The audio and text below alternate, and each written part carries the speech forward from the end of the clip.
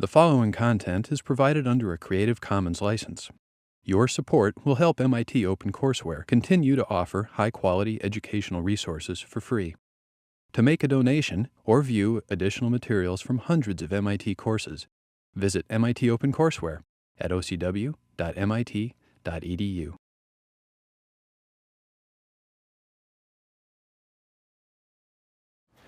Today we're going to talk, or it's the first technical discussion of the actual solar cell device itself. We talked last class about the sun and about the nature of the solar resource. Today we're going to be talking about the interaction of light with matter. In particular, we're focusing on light absorption. This lecture could alternatively be called light not getting absorbed or optical losses. Both are important and both are related, as we'll see. So this is part of the fundamentals of the course. Just to situate ourselves, we're here right now in the fundamentals, the first third of the course. Then we'll talk about the technologies and the cross-cutting themes. And what we're going to talk about is extremely important because it allows us to understand the technologies once we begin discussing them and we discuss cost trade-offs of implementing this particular technique to the wafer to absorb more light. We can appreciate how much, we can quantify the impact of that technology development, and we can also later on ascribe a cost to it to determine the total cost-benefit analysis. So convergent efficiency is really what dictates the performance of the device, the solar cell device. It's how the solar cell device converts sunlight, the input energy, to some usable output energy, which is in the form of electricity, typically from a solar panel. So the electricity coming out of these leads, for instance, right here. And that conversion efficiency, that simple equation, for most solar cells can break down into the following. You have inputs. Sorry for the small font here. This reads solar spectrum. That's your input. Your output, which is the charge collection. It's a collected charge coming out of your device. And a bunch of steps in between. So from the solar spectrum, we have to absorb that light. Then we have to excite charge within the material. Then that charge has to move around inside of the material to get to the metallic contacts on the front side. Charge separation has to occur for there to be a voltage. And finally, the charge collection process. And so the total efficiency of this device is the product of each of these individual processes. And so if you're making a solar cell device, and I know about a third of you are, based on your background surveys, this diagram right here will ring true to you. It's Liebig's law of the minimum. What this is representing is a barrel that has water being dripped into it. And the water will flow out of whatever piece of wood is the shortest. And in the case of a solar cell device, you can ascribe a certain name to each of these pieces of wood. We'll learn what each of those are with time. But one of the big ones is optical losses. And the optical losses tend to be rather severe on some of our lab scale cells. And so one of the easiest ways of boosting efficiency is simply to take care of your optical losses and to minimize the amount of light reflected or not absorbed, and to maximize the amount of light that's actually absorbed. And so to do that, there are a number of standard techniques and some cutting-edge research areas. And I'll attempt to give you a broad overview and survey of both, assuming, of course, that you've done your background reading. So the learning objectives. The first is to be able to calculate the reflectance and non-absorption optical losses of a solar cell. So this is essentially all the light that's not absorbed. Right? We want to be able to calculate that. The second is to describe the physical underpinnings and the implementations of 4 to 5, there are 5 here, I added 1 at the end, 4 to 5 advanced methods of reducing optical losses. So there are technologies, techniques that we've used, that we've developed over time, that we can use to minimize the optical losses, to minimize the amount of light reflected or not absorbed inside of the solar cell device. So to think of this pictorially, we can come up with the following diagram where we have some incident energy, in this case incident light. Here's our medium. Here's the amount of light that gets absorbed. Here's the amount of light that gets transmitted right through, that does not get absorbed within the material upon passing through it. And there's a certain amount of light that just gets reflected off the front of your solar cell device. We want to obviously maximize this part right here. So to begin, we give a quick review of light, the nature of light. this is going back to the particle-wave duality of light. It will be useful alternatively to think about light as a particle, quanta of light, or to think about light as a wave, depending on what light management technique we're going to be describing. And in particular, I'd like to just highlight these equations over here. The notion that one can define the energy of a photon coming in, and that photon has a certain wavelength, a certain frequency, a certain wavelength associated with it, frequency and wavelength, related, of course, by the speed of light, Planck's constant, and so forth. So just to situate ourselves with broad numbers, when we dive in and talk about spatial dimensions in relation to the wavelength of the light, we're in a situation where we can actually have a horse sense, a common sense about it. The visible photon wavelengths are usually in the hundreds of nanometers. Right? And the solar spectrum peaks somewhere around 550, just good numbers to have in mind. So this was that solar spectrum, the integrated solar radiance versus wavelength, right? And the second point that is equally valid, we can describe the wavelengths of the incoming light, lambda, or we can describe the energies of the incoming light, this E sub pH, the energy of the photons. Right? And so just to situate ourselves again, the visible photon energies are typically in the range of 0.6 to 6 eV, electron volts. Again, with the peak of the solar spectrum at 550 nanometers, somewhere around 2.3 eV. Good. So a simple thing to keep in mind for those high-energy particle physicists in the room, that when we're talking about visible light, we're interacting with a very specific type of electron inside of our system. It's the valence electrons. These are the electrons that are typically most loosely bound inside of a system, or I would say in the outer shells of the atoms within the material. You're typically not interacting with core shell electrons with visible light. For that, you need X-rays. So this is just something to keep in mind when we start looking at the wavelength dependence of absorption inside of a material. You can have, for example, in the visible range, a decreasing depth of penetration of the light with increasing energy, whereas with X-rays, it's the exact opposite. It's because you're dealing with different types of electrons in the material. So just to situate ourselves, I know we have a fair number of physicists and chemists in the room. That's a message geared toward them. Let's describe how light interacts with matter. And first off, come up with a few variables, define a few units that will make it easier for us to understand how light is interacting with matter. And so here, what I've done for you is placed the equation that describes the complex index of refraction of a material. What this means, effectively, you can think about this refractive index of the material as being comprised of two different components. For now, it's going to be fairly cerebral, but I'm going to reduce it to practice in a couple of slides. The real component of the refractive index, and the refractive index is material-specific property. So if I have, for example, silicon, or if I have silicon nitride, or if I have a particular type of glass, it'll have a particular refractive index. It's comprised of a real component, which indicates the phase velocity inside of the material, and an imaginary component, which can be thought of as an extinction coefficient. And it is related to the attenuation of the light intensity as it travels through that material. The measurements, for those who have already taken measurements before on a spectroscopic ellipsometer, this is how you measure that parameter up there. We don't have to dive too deeply into that for the purposes of the class. It's just for background. Why these values are important. These values here describe the interaction of light inside of a medium, inside of a material. And we use that information to calculate engineering relevant parameters such as reflectance of light off of a surface. So if we want to calculate what is the reflectance of light off of this silicon right here, I can calculate it by knowing these properties right here, by knowing the real and imaginary components of the refractive index of silicon in this case. And the reason that's important is because we want to minimize reflection off of surfaces, right?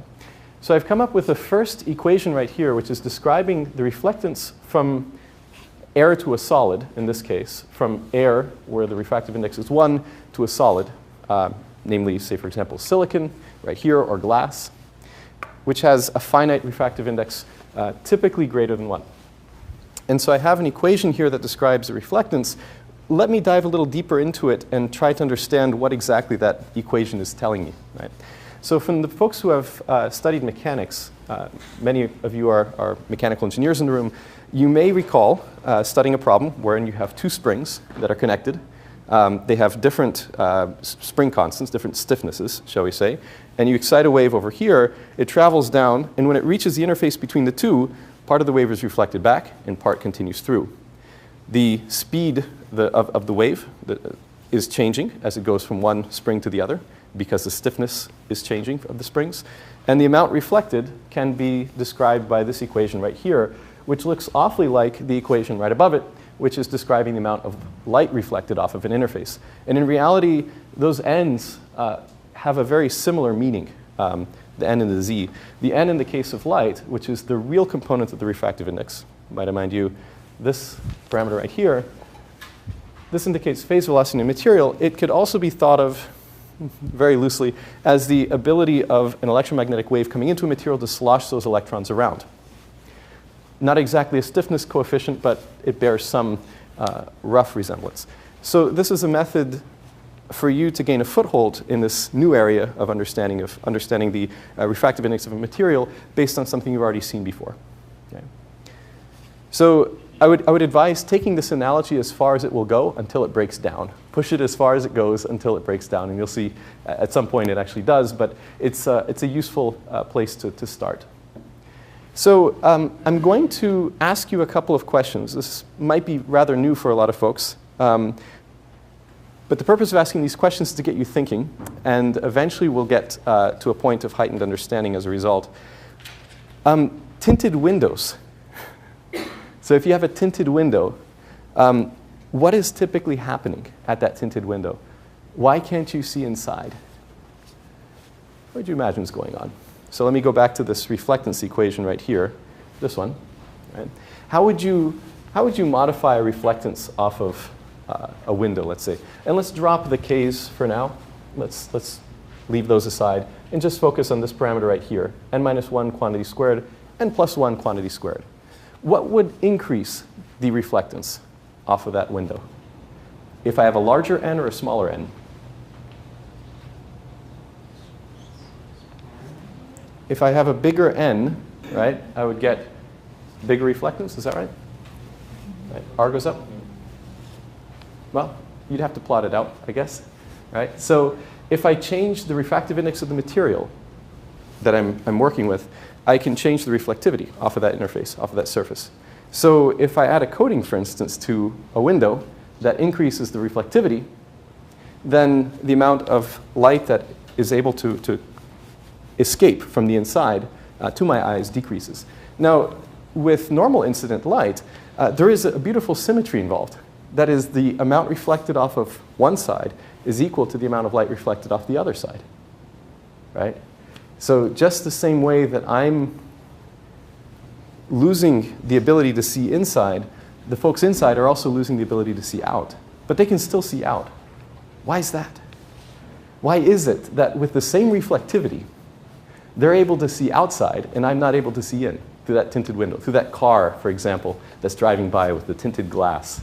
Why can't I see inside, but they can see out? What's going on? Yeah? I hear somebody. The light on the outside is much stronger in terms of the absolute amount of light being reflected. Yep, exactly. So yes, the reflectivity as a percentage is the same for both parties, right? But the amount of light, the magnitude of the light from the outside is much, much greater than it is on the inside. Can anybody give me just a gut sense? If I'm outside on a sunny day, how much brighter is it outside versus inside right here? Factor of? Maybe a factor of 10, somewhere in that range. And so when you walk outside on a sunny day, you'll notice your eyes adjusting a little bit. It'll take a minute. And when you walk back inside, it'll take a minute for your eyes to adjust as well. That's because of the difference in intensities. So if you imagine being outside of that car and having 10 times the amount of light being reflected, right? That small amount of light that is actually transmitting through the window from the car to the outside world will be washed out by the amount of reflected light. Whereas if you're inside the car, there's a lot of light coming through that window, even though a lot of it gets reflected, there's still a sizable amount coming through, and the amount of light that gets reflected off that window of the internal light is small in relation to the outside light that is being transmitted through that window. So it's important to think about these processes, both in terms of the reflectance as a percentage, but also the magnitudes of the light involved. What if that glass pane was flipped around? Would it change anything? If I took that glass and just flipped it, would it change it? What about the symmetry argument? Right? That the amount of light is reflected, the R, reflectance, is the same from both sides. Is it not the case that there's a coating on the outside? So is Yeah. the change in refractive index is that it's an abrupt change from the outside looking at this coating? Because on the inside you're going through some medium of glass which is more index matched than the outside. Yeah, so I would advise you to actually walk through that calculation. And what you'll find is it winds up being the same. And it's because you have to take all reflectances off of all these interfaces into account. There are, in fact, 3 interfaces. The air, the glass, the anti-reflection coating, and the anti-reflection coating the outside. This, of course, without getting into quarter wave effects, which we'll get into a minute, there are some higher order effects that deal with phase change, which we haven't discussed right now. We're just assuming that all of these layers are well above the wavelength of the light in terms of thickness, and that these equations, these linear equations, are valid. Very good. So this is just to get us situated with this new concept of reflectance. And again, a very powerful equation. Keep in mind that this is a very specific form of the reflectance from an air into a solid. If you're going from a solid into a solid, you'll add your N1 and your N2, depending on what material you're going from or what material you're going into and what material you're coming from. Right? So we're happy to walk through that perhaps during recitation. Okay, so what we're going to do now is we've talked about reflectance off of surfaces. What I'd like to do is talk about a light absorption inside of a material. So let's imagine that through the techniques that we're going to be discussing later on in lecture, we managed to minimize the amount of reflectance off the front surface. And now the light that's incident on the material is actually going to go inside and get absorbed by the material inside. We need to be able to understand how light gets absorbed inside of matter. And for that, we apply a very simple formulation inside of this class, which is called Beer-Lambert's law, which is a very powerful, very simple yet very powerful formulation that describes not only the interaction of light with the solar cell material, but also light through the atmosphere, light through water, many other forms of optical absorption. And for that, I'd like to call Joe up for a quick demo that he put together that will allow us to actually plot out Beer-Lambert's law. And I'd like to start with what I would think of as a simple hypothesis. What we're going to be doing, and Joe will explain this in a minute, what we're going to be doing is taking many sheets of material. This is just some polyethylene material, a little bit discolored. And we're going to shine a laser down onto this photodiode. The photodiode current will be measured by this little current meter right here. And we'll be inserting these panes of plastic in the middle. And as we increase the thickness of the plastic, applying good pressure in between to minimize the reflectance, the air gap, for instance, as we increase the thickness of the polyethylene, we will plot the total transmitted light as measured by that photodiode.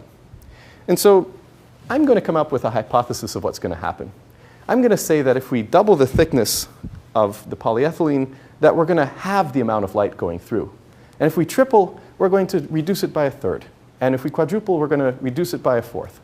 And let's see if that hypothesis is correct. It's not, but we're going to test it. And it's a logical thing you might assume. And then we'll walk through a derivation that will correct our missed logic. So go ahead, Joe. Take it away. So if you guys want to play along, that's fine too. I know there's lines on the side of your notes. You can make a little graph paper, and it comes out looking really nice. So basically what we have is a laser pointer and a photodiode. And the current out of this photodiode is directly proportional to the light hitting that photodiode. And it has a quantum efficiency, which we're going to learn what that is in a few lectures, of about 60%. So of the photons hitting it, you'll get a certain number of electrons out, and that ratio is 60%. And so first of all, we're going to see what it's like with the power of our, So right now we're getting about 1.32 milliamps. So Tonio's going to plot that. And then as we keep increasing and put one layer of polyethylene, that drops to 0.75. So before we go on to the next one, what do people predict the next dot is going to drop the total intensity to? Is it going to be kind of a linear line like that? You would expect it, right? Because you're doubling it. So you'd expect the intensity to drop by another factor of 2. Why not? Where am I getting the mistake here? Somebody says exponential. There's kind of the sense that it should be exponential. Why don't we add some more filter in front, and we'll see what exactly this comes out to be. This is with 2. With 2? Now we get 0.43. 0.43. Okay. All right. Why don't we do one more just to see what sort of trend we're getting? Still a bit of a toss. 0.26. Ah. Wow. Okay. So it didn't go in a straight line. It's actually starting to curve down. Cool. Okay. And we keep going. 0.16. 1.6. 0.10. 0.10. Okay. Look at that. What sort of curve is it? Exponential. It looks like one, at least. And we can test whether or not that hypothesis is correct by an exponential fit, which happens to match pretty well. So now, one other quick thing you notice is that if you look at the fit, the first point's a little bit higher than that fit. Anyone have an idea of why that might be the case? What are we ignoring in this experiment? The reflections from each bit. The reflections, yeah. So the first one, you reflect light, and a certain amount gets transmitted through that front surface and then absorbed. And so right now we're ignoring this 1 minus r component. But it's so small that it really doesn't matter for this experiment. These things don't reflect a lot of light. So, good job. cool. Well, why don't we give a quick rondo? Well done. Can I grab one of those? Absolutely. This is going to be important for the Limburtian scattering demo. Oh, sure. Yeah. Cool. Okay, so we notice that we have some exponential character to the decay of the intensity of the transmitted light through a medium. And the amount that's absorbed is following another trend, which is just 1 minus that, right? So it's the amount of light that's absorbed is following a curve that looks something like that, right? Okay, so let's look through the formalism of Beer-Lambert's law and try to understand why it is that we come up with that exponential function right here. So if we assume that light is coming into a medium, and light is decaying in some function through that medium, and a certain amount of light is transmitted, we know, of course, from our little experiment that it follows some exponential function, but how do we justify that to ourselves? Well, first off, we're going to ignore reflections off the front surface. Right? We just talked about them. We can calculate them. Let's leave that aside for now as a parallel calculation. We're just concerning ourselves with what's happening inside of the medium. So if we assume that the change of intensity within that medium in each little delta thickness is going to be affected by some sort of scattering intensity within the medium.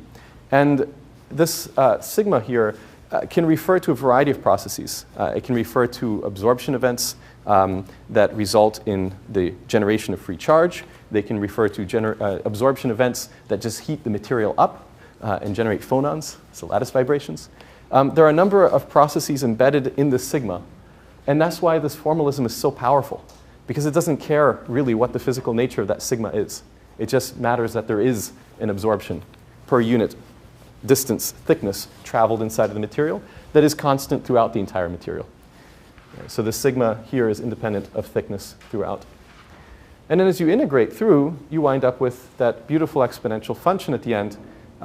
The sigma L times n, we collapse the n and the sigma here into an alpha. That alpha is an absorption coefficient. The L is the total length or the total thickness of this medium right here. So if we increase the total thickness, we're going to decrease the total amount of light coming through via that exponential function. The alpha, on the other hand, is not a geometric parameter. It's an intrinsic material parameter. To put that in terms of mechanical engineering, for many of the mechanical engineers in the room, you recall from solid mechanics 2001 that you have geometric parameters that determine, say, for example, structural response, and intrinsic material parameters like Young's modulus. that determine the structural response of a system.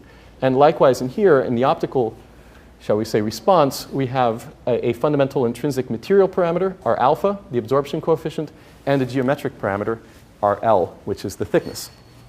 Okay, and the beauty of this formalism right here is that we can measure experimentally, just like we did right there, our alphas for materials. And so from an engineering point of view, we don't really, to first order, it doesn't really matter what sort of scattering or absorption process is happening inside of the material for us to calculate the amount of transmitted light. We just need to know the alpha. We need to know the optical absorption coefficient.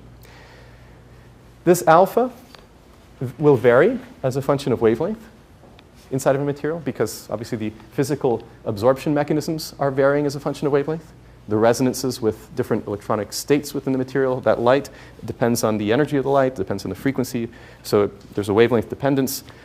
Yeah, and that general equation is the same one that drives the reduction of light intensity as it travels through the atmosphere. So if we increase the atmospheric path length, we'll be reducing the amount of light that actually reaches the surface of the Earth. That's why at air mass 2 or air mass 3, there's less solar flux coming down than at air mass 1 or air mass 0. The alpha obviously is going to be very different for our atmosphere than it was for these little polyethylene sheets, right? Because the nature of the scattering and absorption processes are very different for the atmosphere than it is for here, the density of the material and so forth. Any questions? Yes? What was N?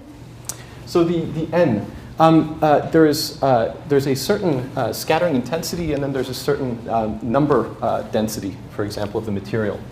So this alpha here is, I would say, density neutral. What we've done is we have the alpha encapsulating the physical parameters of the material and the absorption processes all in one variable, very nicely and succinctly. And the only geometric parameter that is of essence is really our L.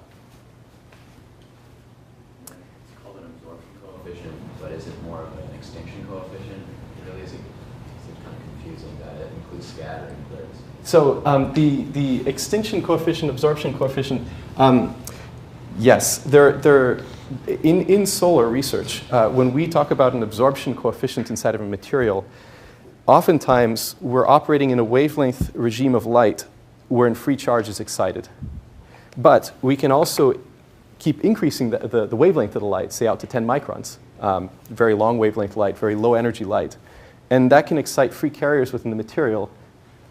Carriers that are already excited, essentially excited them further without generating any new free carriers inside of a material. So we won't necessarily be generating more current by shining light on it, but we'll be absorbing light nevertheless in our material. So it's important to keep, I would say, the underlying physical processes that are occurring distinct. Later on, we'll get to that. For now, it's important just to, I would say, recognize that we have an exponential decay of the intensity of the light as it goes through the medium. And then over the next few classes, we're going to get to exactly what physical processes are going on. But I'm glad people are asking those questions.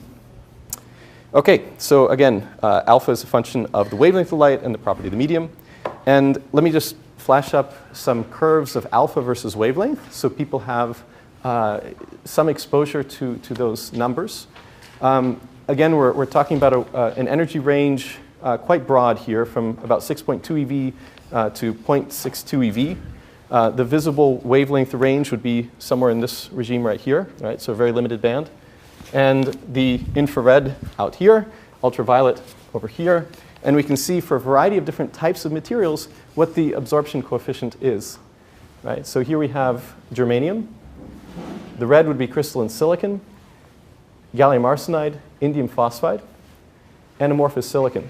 So let's do a little quick calculation just to get us a little limber. We're starting to get into the semester, so the energy level starts going down. What we're going to do is we're going to pick a value, say 550 nanometers. Why did I pick 550 again? It's near the peak of the solar spectrum, right? It matters. And we're going to look at two different materials. We're going to look at silicon, and we're going to look at gallium arsenide. And we're going to calculate the thickness necessary to absorb 90% of the incoming light at 550 nanometers. What I want you to do is turn to your neighbor, and once again, with your neighbor, calculate what thickness of material, what thickness of gallium arsenide, the yellow curve, and what thickness of silicon, the red curve, is necessary to absorb 90% of the incoming light at 550 nanometers. You go for it. I'll give you, say, a couple minutes.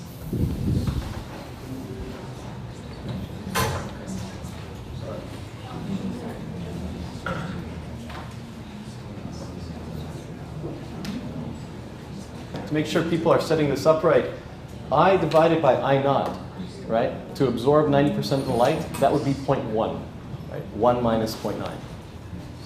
Okay, so as you're finalizing your calculations, I just wanted to make sure people set this up right. Again, if we're absorbing 90% of the light, that means only 10% of the light is going out the other side. That means our I is going to be 1/10 of I naught, or I divided by I naught is 0.1. Right? Then we would take the log of both sides, typically, and solve for our L based on the alphas that we have here. Again, units of alpha would be in inverse centimeters, and so the L's that you obtained, let's go for gallium arsenide first. Did anybody manage to walk all the way through that calculation? 20 nanometers, 20 micrometers. 20 micrometers for our gallium arsenide or for our silicon? Gallium arsenide. Gallium arsenide. Did anybody get any other numbers for gallium arsenide? 0.4 microns? Yeah? That's sounding more in the ballpark. Anybody else? 23 as well. So I'm getting, I would have guessed that the number would be rather small for gallium arsenide. So something in the range of say, a micron in that order. Why don't we give folks enough time to walk through? I know I rushed you on the calculations here. We have material to get through, and I wanted to see it perform under pressure.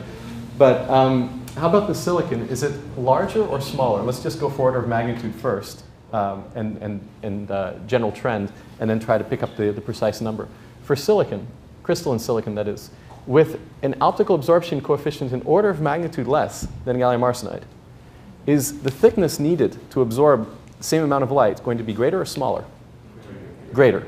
By an order of magnitude. Brilliant. Okay, so whatever number you got for your gallium arsenide, you could translate it fairly easily. All right, so that was at 550. And there's a lot of solar radiation right around 550. So the numbers that I have on the top of my head work somewhere out to be on the order of a micron, a little less for gallium arsenide, somewhere on the order of 10 microns or so for silicon out here. But now if we go out to 800, there's still a lot of solar flux out there. If you recall the solar spectrum, as the folks have been doing their homework, there is still a lot of flux out around 800. As a matter of fact, it continues going all the way out to here, although decaying intensity, a la black body, a la, right? And at 800 nanometers wavelength light, the optical absorption coefficient is dropped by about an order of magnitude relative to the peak of the solar spectrum. And that's why most of the solar cells that you see of crystalline silicon are on the order of 100 microns. They're typically a little thicker for some technological reasons, which we'll get to, make it difficult to handle very, very thin stuff. But if you just assume one pass through the material, you'd need about that thickness to absorb a lot of the light. And I'll pass around some of these materials right here, just so you can get a sense of how thick they are. Here we go. Actually, here's what I'm going to do. I'm going to take out the big pieces and leave the small ones in here that are already broken.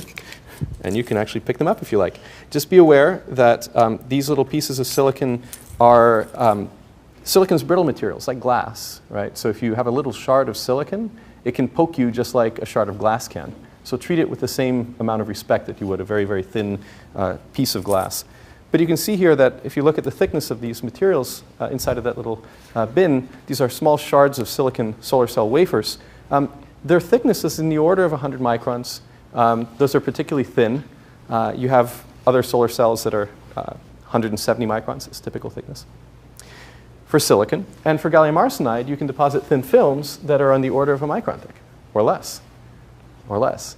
You can go down to a few hundreds of nanometers and still make, actually the record efficiency gallium arsenide solar cell is a few hundred nanometers thick. And our calculations right here assumed one pass through the material, right? That's all we gave the light. We only gave it one chance to go through the material and get absorbed. What could you envision would increase the total amount of light absorbed? What could you do to your solar cell device to increase the total amount of light absorbed inside of it? You put an anti-reflective coating on. Let's do something much more simple. A reflective coating on the back. A reflective coating in the back, absolutely. Yeah. So if the light goes through the solar cell and doesn't get absorbed, that 10% of the light that didn't make it, that's going to get reflected back. It's going to get another chance to go through. So if you absorb 90% of the light on the first pass, you'll absorb 99% of the light on 2 bounces, right? Or on 1 bounce, rather. On 2 trips, 2 optical path lengths through the material. And so the term optical path length is a very important term here, because the optical path length does not have to be the thickness of the material. Ideally, the optical path length through the material is much, much thicker than the actual material itself. And over the next few slides, we're going to learn how we engineer that. So methods to improve optical absorption. Generally, these are called light trapping. Not all of these entail trapping the light. Actually, most of them do. We also call them light management as a more general term. That includes reflection and absorption inside of the material. So the very simplest thing we can do on the front surface. So what we're going to do is take this step by step as light goes into the solar cell from the front side. We're going to take step by step, what can we do to improve the amount of light that is absorbed? The first thing that we can do is texturize our front surface. If we don't have texture on our front surface, if it's absolutely flat, what we call specular surface, specular coming from the root mirror, right? In Latin languages, for example, Italian specchio is mirror. So a flat silicon substrate, a specular surface would reflect some finite amount of light. And we can calculate that now because we know that it relates to the real component of the refractive index of the material. Now if we texturize our surface, this is representing kind of a pyramid type texturization. If the light comes in and some fraction doesn't go into the material, there's some component of that ray that's going into the material over here, but we're ignoring it in this drawing. We're just focusing on the lights, the rays that get reflected. That beam that gets reflected off, instead of just going back out toward the sun, it's now going toward the material again. So it has a second chance of getting absorbed. And so you just went, for example, if you have let's say if you have a 10% reflectivity on the surface, you went from a 10% reflectivity over here to a 1% reflectivity over here, right? Because now you have the total amount of light that gets reflected is 1 minus 0.9 squared, as opposed to 1 minus 0.9 to the 1. In this case right here, the amount of light that gets reflected, assuming it's 10% reflective, would be 1 minus 0.9, right? So 10% of light. And over here, the amount of light that gets reflected would be 1 minus 0.9 quantity squared. So 1% instead of 10. So texturization increases the probability that light will enter the device. And what it also does, this is a secondary benefit, is it increases the path length, the effective path length of the incoming light. And the way to understand that particular phenomenon is called Snell's law. Well, even in the absence of Snell's law, no, let's go there. Let's go there. So we have a texturized front surface. What's happening? Well, as the material goes from one medium to another, the refractive index changes. We discussed this right at the beginning of lecture. So the way in which the electromagnetic wave oscillates the electrons inside of the system is changing from one medium to another. Let's say from air into the solar cell device, from air into our silicon, for example, right here.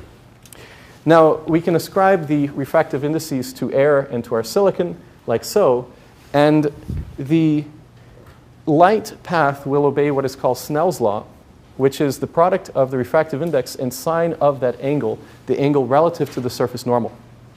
So a simple way to think about this is when light goes from a low index of refraction medium to a high index of refraction medium, light bends toward or away from the normal. So if I'm going from air into silicon, light would bend toward the normal, right? So here, my theta 1 is going to be greater than theta 2. My light has bent toward the normal. If this is my silicon, and this white stuff over here is my air. Right, so light came in, it encountered the surface. The theta 1 was defined as the angle of the light relative to the surface normal. That was my theta 1. My theta 2 is going to be given as the ratio of the refractive indices. And because the refractive index of silicon is going to be greater than that of air, light would bend toward the normal. And so what I have on a macroscopic view over here, if this is my surface texture, light was coming in, it's now bent. And so the effective optical path length is now larger than the thickness of my device. It's kind of cool. So there are two benefits to texturizing your front surface. One is you have an additional pass, right? Additional bounce, an additional encounter with the material, so that reflected light gets another chance to go in. And the second benefit is that you're able to increase the optical path length by the delta in refractive indices and the fact that the path of the light obeys Snell's law. Now, another really interesting aside of Snell's law is that if light is trying to go from a high index medium to a low index medium, and if it's coming in at a very oblique angle like this, if you run through Snell's law, you don't get an angle coming out. It actually follows along the surface, or actually bounces back in most often, depending on the angle. And you have what is called total internal reflection, which is this case right over here. That little bounce, that friendly bounce of the light that went in, bounced off the backside, and then was reflected back in, that's a total internal reflection event. And that happens in solar modules. Right here, when light comes in, bounces off of the white backskin right here, and then gets scattered off at an angle, it can have a total internal reflection off of the front surface glass and have a second chance of getting back into the solar cells inside. So that's one of the reasons why you see this white spacing, the white colored material in between the cells, so that the light gets reflected off of there. It doesn't make it very aesthetically pleasing. You might want it to look all black. And if you do want it to look all black, what would you do instead?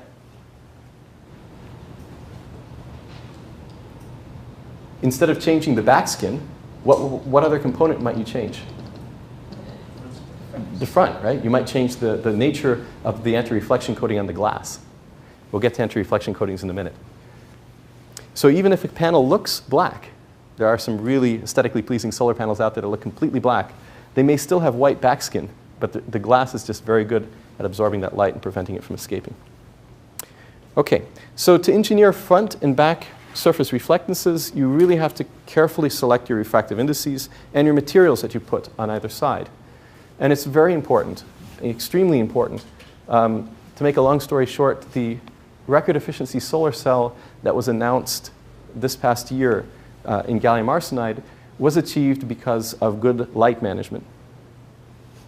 And we'll explain how that came about perhaps towards lectures, maybe lectures 8 or 9. So I'm going to play a little game with you, which is to look at a swimming pool.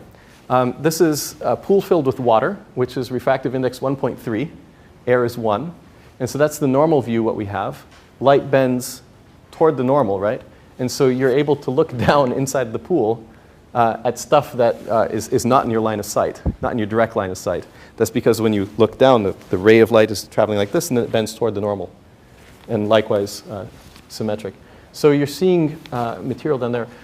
What change of property would give you these two images over here? Let me give you a hint. In one of those two images, the refractive index of the medium inside of the pool is not 1.3, it's 0.9. It's 0.9. And in another one of these two, the refractive index of the medium is actually going to be negative. We'll call it a negative refractive index material, a negative index material. So which of these two do you think is which? Why don't you turn to your neighbor quickly and chat about it without peeking at your lecture notes.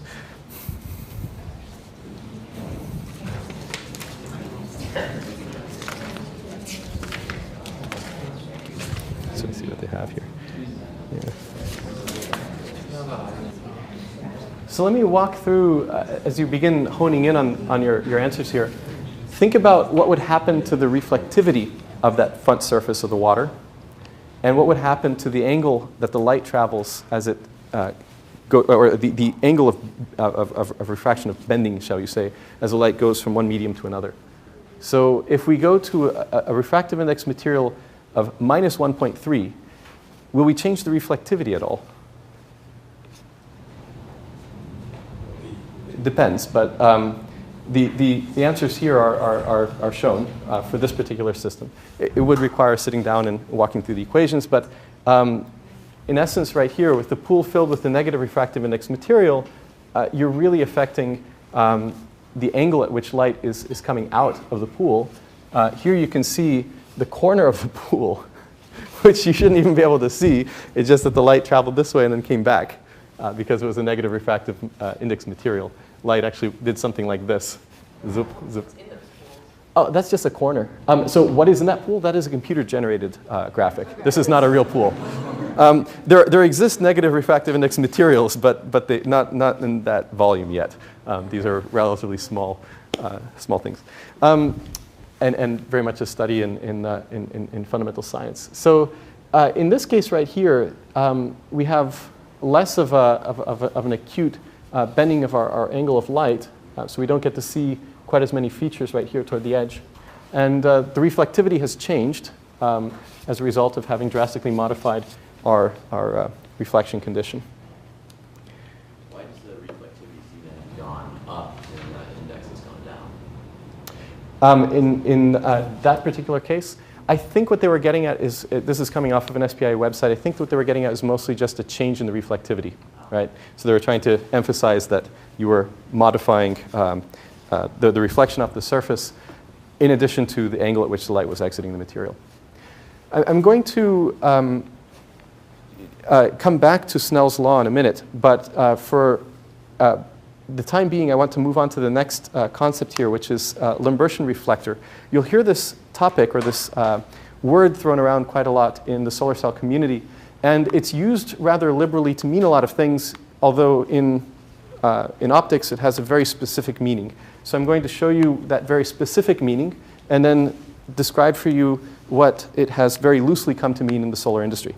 So a diffuse Lambertian reflector will follow a reflectance that follows a cosine theta dependence, right? So if you have light coming into a sample, the surface normal and the outgoing light ray form an angle, theta. And if the two are perfectly aligned, you get a lot of reflectance off of that angle. If the two are perpendicular to one another, you would get zero reflectance in that angle. And so the reflectance parallel to the surface here is zero. And everywhere in between, the magnitude of reflectance is varying as cosine theta. That's the, I would say, the pedantic definition of a Lambertian reflector. Often in the solar industry, you'll hear people, probably because of a lack of optics background, just call any randomly reflecting surface a Lambertian scatterer. It's a very loosely used term. And it is wrong by the book, but nevertheless, it's one of these things that live on in our industry. So the difference between a specular reflector, the ones that we've just been analyzing right now, and a Lambertian reflector is that typically the way these are made is that you do have a random texture on your surface. And that's probably where the origin of this misunderstanding comes about.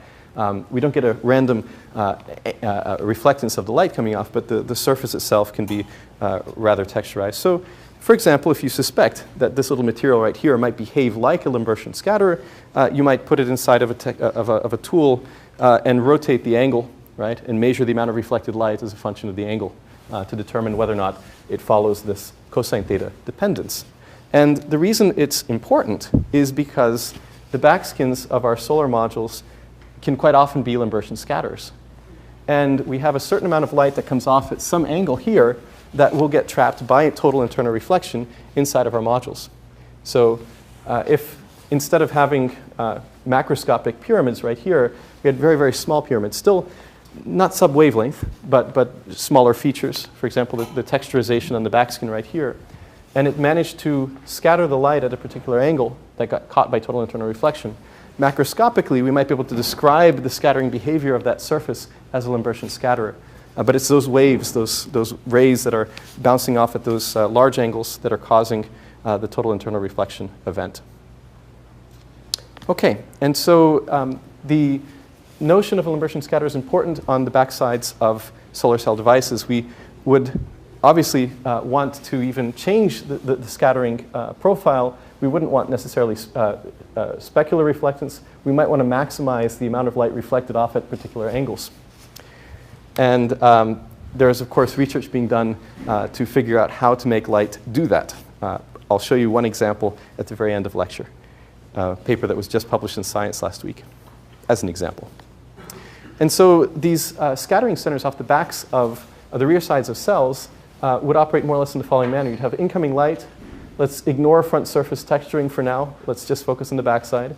And if you have some random, as they call it, a random reflector, a randomly texturized reflector on the back that reflects off in, say, a Lambertian fashion, you'll have some fraction of that light scattered off at an angle that is large enough relative to the surface normal that it is trapped by total internal reflection. And you don't only have to texture your backskin. You can also texture the bus bars. The bus bars are these little metal wires right here that are collecting the charge from each of the solar cells. And they're connecting essentially the front side of one cell to the back side of the next. If you want to think about it as the cathode to the anode, cathode to the anode, cathode to the anode, and stringing all these cells together in series. And this metal right here is just really shiny, and it's reflecting light right back out into space. What if we instead were to texture that metal so that when laser light shined on it, a certain amount would be reflected off at an angle and then caught by total internal reflection? And that's exactly what you're seeing right here. The light bounced here on a textured bus bar, bounced off of the glass more or less around here, halfway, and then got a second chance to enter the cell over here. Obviously, some of it is reflecting off so we can see it, but a lot of it's going in. And that little innovation right there, which was developed in the building right next door by Professor Ellie Sachs, can gain module performances somewhere on the order of a few % relative. So that might not sound like a whole lot, but if you're a $100 billion industry, 1% is a lot of money. So it does add up. Yeah, so that goes back to the total internal reflection. So there is a limit to all of this texturization. There's a limit to how much we can trap light simply by modifying or corrugating the surfaces to enhance these, the optical path length with these types of bounces using Snell's law. And of course, the general reflectivity equations. And a gentleman by the name of Eli Jablonovich, who's now a professor in Berkeley, calculated these parameters, I think, back in 1982, and came up with an upper limit to the optical path length. He said, after a long series of calculations, derived an expression for the maximum increase of the optical path length due to surface texturing, which was 4n squared. And that Jablonovich limit, to this day, is a pretty good litmus test for the ability of a material to trap light. So if you have silicon, for instance, with a refractive index of, let's say in the infrared, somewhere around 3.6, your Jablonovich limit is around 50, which means that you can increase the optical path length by a factor of 50 relative to the thickness of your material. If you have an organic material, which has a refractive index typically of around maximum 2, then that would be squared, 16, somewhere in that range. You can increase, probably on the order of 20, the optical path length inside of the material through texturization. So this is a useful parameter for those who are doing research in photovoltaics, the graduate students especially. And so I think the graduate students will have a question at some point on the Jablonovich limit. And so that's a useful parameter to keep in your mind.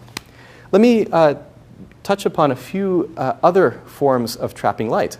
We've so far just assumed that light behaves like a continuous wave, doesn't interfere with anything, doesn't interfere with itself. Now we're going to discuss some anti-reflection effects which derive from the notion that light is a wave and can constructively and destructively interfere. What we have right here is a layer of another material with a refractive index, say N1, which is in between our N0, which is at air, and our N2, which is the absorber material, let's say the silicon. So we have a grading of refractive indices going from air, our anti-reflection coating, into silicon. And right over here we have a certain thickness D1, and over here we have a certain thickness D2. So what is happening in these two images? Let me show you with another, a little bit more clear figure coming from our beloved Wikipedia, and then go back to that other image right there. So what's happening is we have an incoming wave that for some reason is ignoring Snell's law. It's beyond me. But anyway, the wave is going in a straight line. Should be bending toward the surface normal, obviously. But we have reflections off of this interface and this interface right here, right? And because the thickness of this layer is in the order of lambda over 4, that means that the wave that's going in will be phase shifted relative to the wave that's reflected off the front surface, first by lambda over 4, then 2 times lambda over 4, in other words, lambda over 2, which means that the two waves are out of phase by lambda over 2. which means that they will destructively interfere. The peak will be at a trough, the trough will be at a peak, right? And so the two waves are going to be destructively interfering when they come out. If you add these two together, due to the wave nature of light, you get suppressed reflectance. And that's a really interesting property. You can begin varying the thickness of this layer and, of course, changing the nature of the reflected light. You can constructively interfere, if you like, and enhance the amount of reflected light as a result of this interference effect. Obviously, in most solar cells, we want to suppress reflection. And so we go to great lengths to make sure that this thickness, as well as the refractive index of the material, is optimized for a particular system. And so without going into the hairy math, to calculate this right here, it's definitely possible. It's definitely something that should be done. And I believe the graduate students have it assigned as the very last problem on the homework. But for a very simple kind of conceptual understanding that is wavelength independent, if we want to minimize the reflectance at a particular wavelength, let's call it at a lambda naught, which is the photon wavelength at the peak of the solar spectrum, we have to design the thickness of our anti-reflection coating to satisfy that equation right there. Essentially, lambda over 4, that's the phase shift we want upon one pass of the anti-reflection coating, so that 2 passes, when it goes through and then back, it's phase shifted relative to the surface reflected light by lambda over 2, divided by n being the refractive index of the material. Obviously, the frequency of light is staying the same as it goes from one material to another, but the wavelength would be changing. So that's why the n parameter appears right here in this equation. The T is the thickness of the optimal anti-reflection coating thickness. So just to give us a sense, kind of an estimate, and to give us some confidence in these engineering methods, what I'd like you to do is to calculate the thickness of an ideal anti-reflective coating. This anti-reflective coating right here on these cells, I apologize, they also have the metal on the front, so it's a little difficult to distinguish between the two. But in my right hand, this one, I have a piece of bare silicon, and you can see it's rather reflective. In my left hand over here, I have a piece of silicon with an anti-reflective coating, as well as some contact metallization on the front. So that's why you see those grid lines. But it looks very blue. It looks very blue because the cell is absorbing very well at the peak of the solar spectrum, which is in the yellow. Right? So calculate for me, what is the optimal thickness of an anti-reflection coating of silicon nitride, and we'll give it a refractive index of, say, 2.1. Let me see if those numbers make sense. So refractive index of silicon nitride, somewhere around 550. Let's call it 2, just make our life simple. And the peak of the solar spectrum we'll again call 550. So when we run the numbers quickly, what should that thickness be?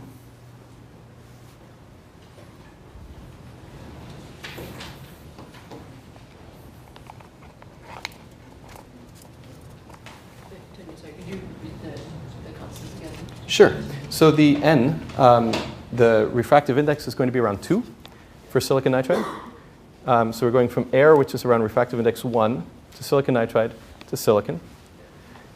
And the peak of the solar spectrum, our lambda naught, which is the photon wavelength at the peak of the solar spectrum in vacuum or in air, is 550 nanometers.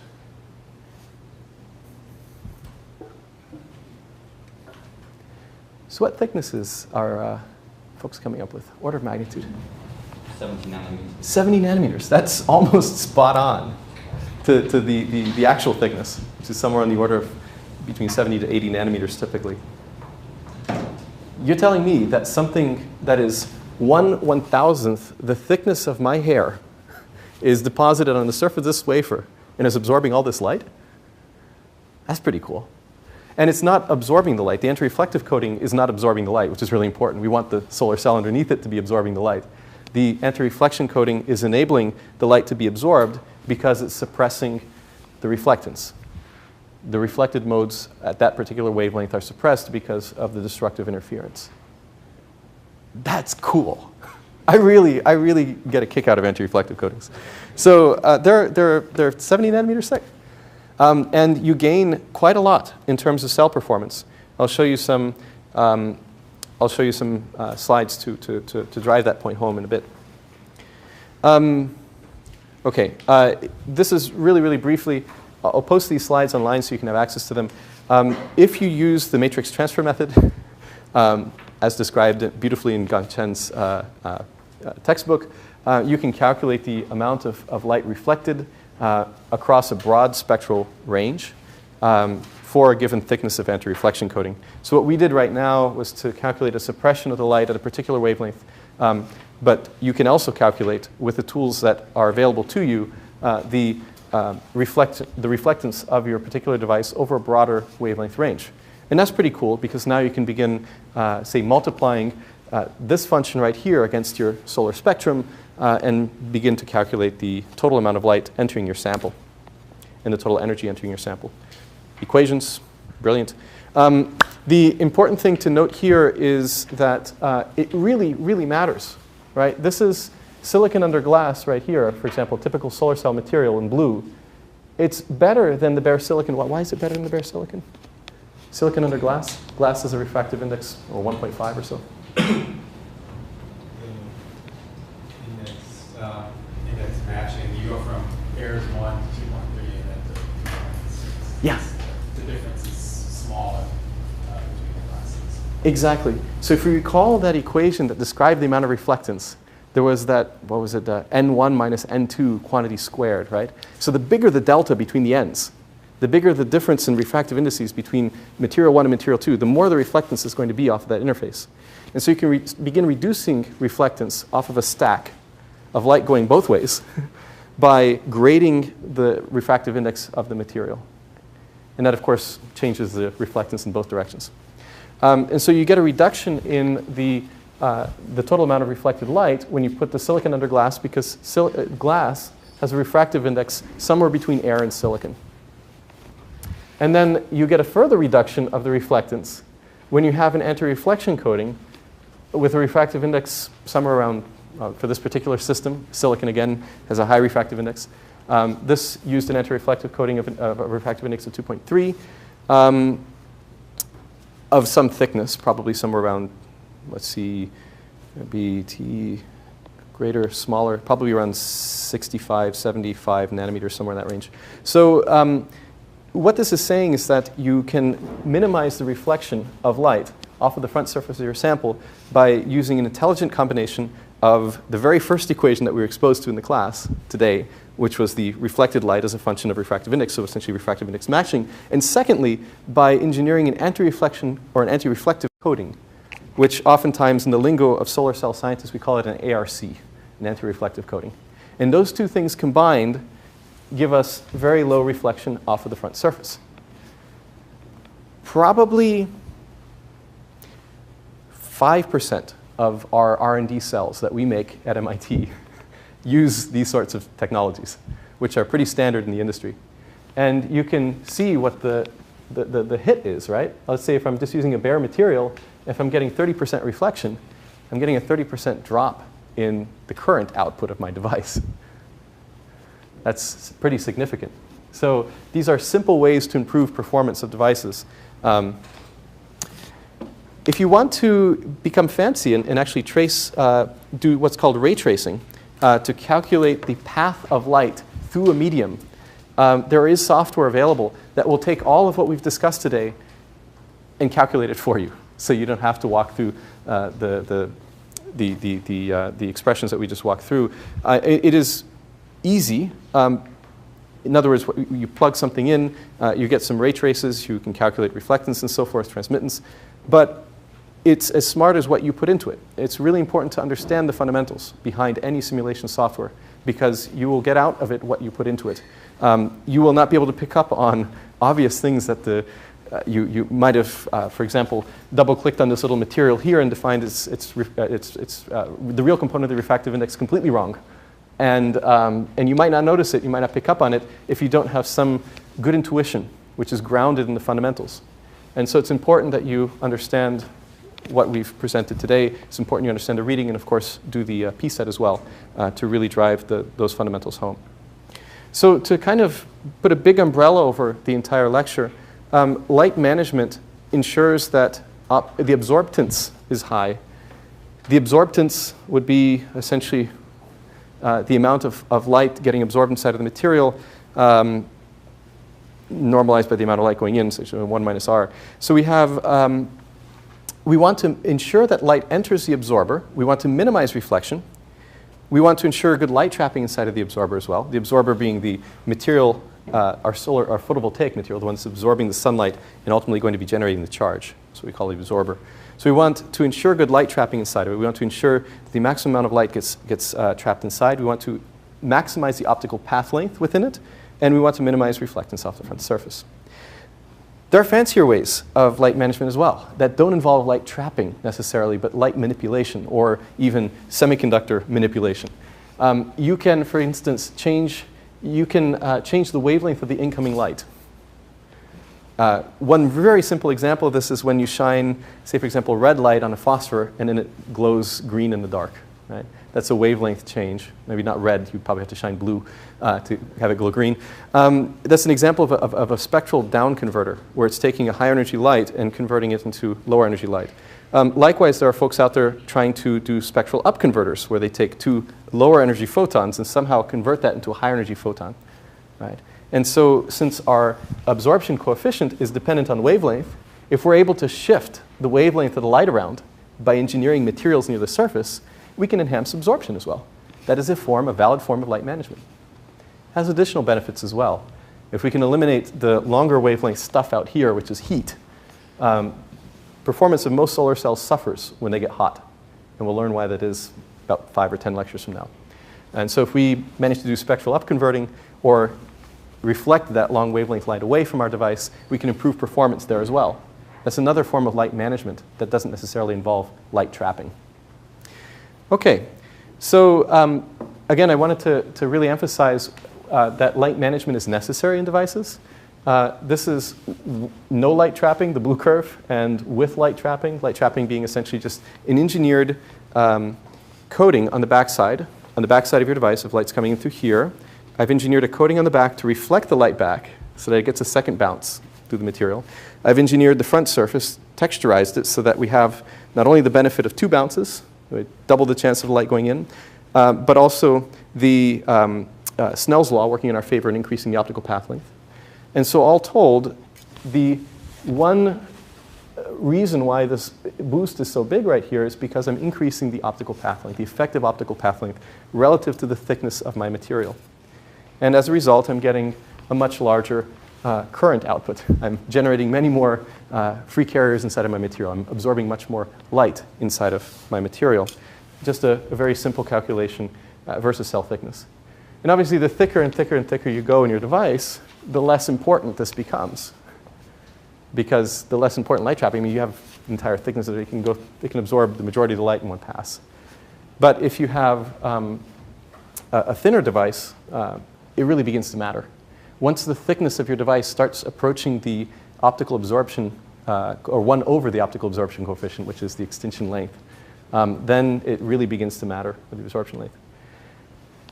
Light trapping can still matter for thick devices, though, because if you manage to make the light essentially refract or bend, if you will, so that it travels near the surface, the distance that those excited carriers have to travel to be collected is shorter. And so you can get an additional benefit from thicker devices by engineering light trapping as well. Okay. Any questions about this? This is kind of important. This is why we spent all this time in lecture today talking about light management, is because of this plot right here. That's why. I just wanted to show you a cross-section of a very high efficiency device. This is one of the highest efficiency silicon-based devices that are out there. And we have these so-called backside mirror, which is really just a layer of dielectric material typically that reflects the light off of that interface using the equation that we saw at the very beginning of class, the R equal to open parentheses 1 minus, or n minus 1 quantity squared divided by open parentheses n plus 1 quantity squared. So that's benefiting here from the change of refractive index going from your silicon to that dielectric material on the back. They definitely take good advantage of it.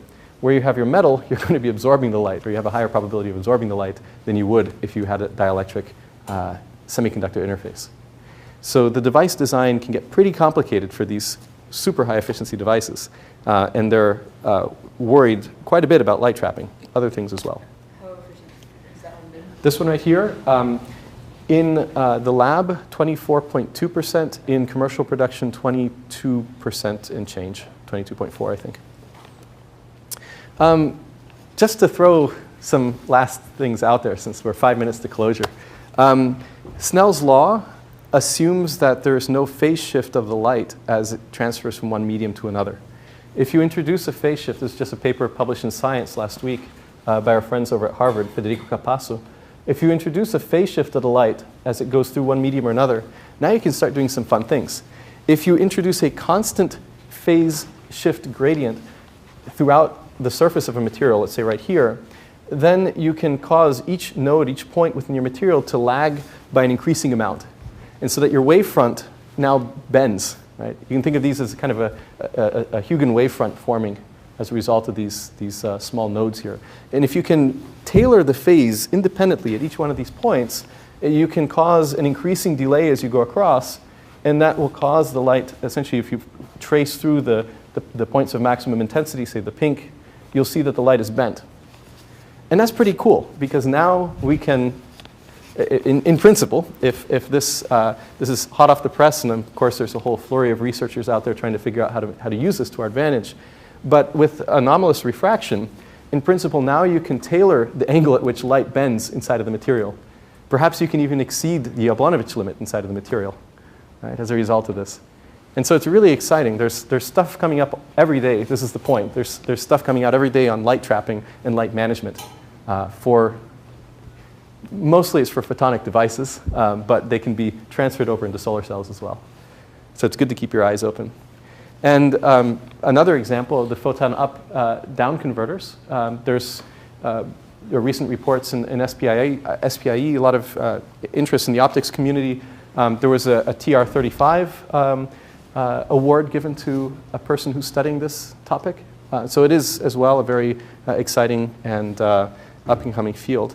Again, the opportunities there of manipulating light are large, are vast.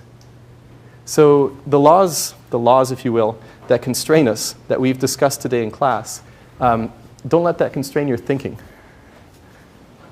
That's my final message. Thanks.